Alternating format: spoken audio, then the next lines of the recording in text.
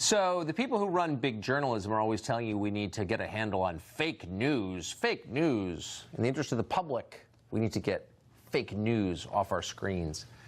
You know what that really means, and now it's clear what it really means. Enforcing an official narrative and stamping out all dissent. CNN and MSNBC, for example, spent 2 full years perpetuating the Russia hoax. The New York Times and the Washington Post did the same and won a Pulitzer Prize for it. The whole story was a complete sham, but they were not held to account. They're still considered reliable news by the big tech companies.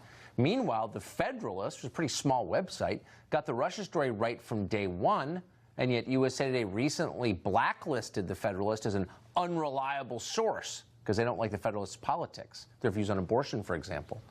Last year, meanwhile, Wikipedia's editors banned the use of Breitbart as a source because it was deemed, quote, not reliable, meaning they hadn't helped stoke baseless fears about Vladimir Putin, apparently. Alex Marlow is the editor-in-chief of Breitbart, and we're happy to have him on our set tonight. Alex, thanks a lot for coming on. Tucker, thanks for the time. I appreciate it. So what does this mean in practical terms that Wikipedia users can no longer use Breitbart as a citation? Yeah, I think in practical terms what it means is that people who would access Wikipedia as a source are only going to get establishment media outlets to source their claims. And we know those claims, they treat full-on hoaxes as fact. They've missed the seminal stories of our time, starting with, I think, the immigration crisis, which really we started reporting on in conservative media, particularly Breitbart, 2014, 2015. Yes. They missed the Brexit narrative. They missed the narrative that the establishment in our media and political classes and our coastal elite losing touch with the working man and women in flyover country. They missed that. They missed, of course, the election of Donald Trump. And now...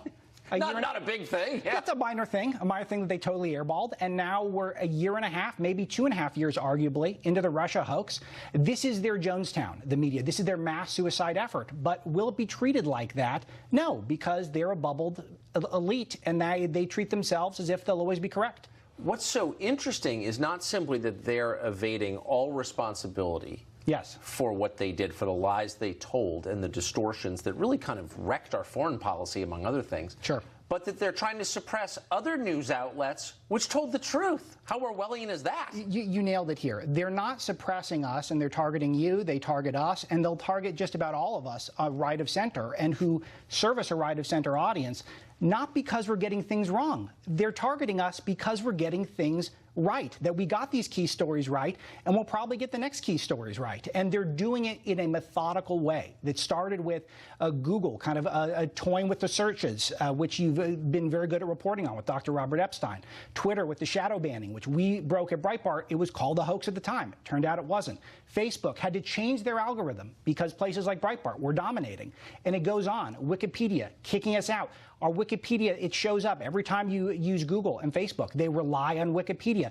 This is methodical, and they'll continue to expand this. Microsoft is now in the blacklisting game. They team with this group called NewsGuard, which is, of course, they sanction all the places that got the Russia hoax wrong, and they treat places like Breitbart and even the Drudge Report as fake news. It's ridiculous, and they'll continue. Next is going to be debanking. They're going to decapitalize people, not just with right-of-center worldviews. They're doing this with people who even want to have a pipeline, want to work in the energy sector, and aren't woke fascists who want the Green New Deal.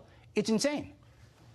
Since free speech is dying, and what's killing it is not government, but big monopolies sanctioned by government. Yes. Do you know anyone in government who might be able to save free speech for the Republic? I mean, why is nobody doing anything about this? I don't know, and that's exactly the question I was hoping you would ask, because I do hope that this is the most powerful audience in all of news, and I think that it would be great if the powerful folks who are watching it, understand that this is the battle. They are trying to win the 2020 election by shutting down and censor the outlets that might give voices to the voiceless, the people disenfranchised.